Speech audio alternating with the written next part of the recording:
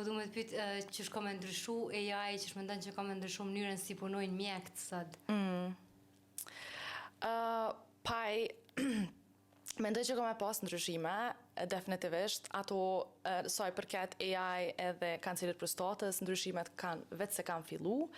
Mendoj që duhet sa ma shumë me pas bashkëpunim në mes të mjekëve dhe në mes të modeleve të inteligencë artificiale.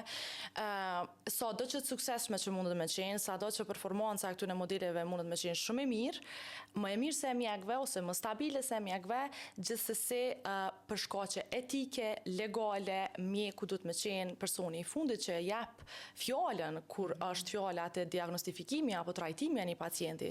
Për atë arsye, këto modele duhen me shërby vetëm si modele supportuese që i ndihmojnë mjekët në vendimarrjen e tyre. Mirë po jo modele cilat kishin me u përdor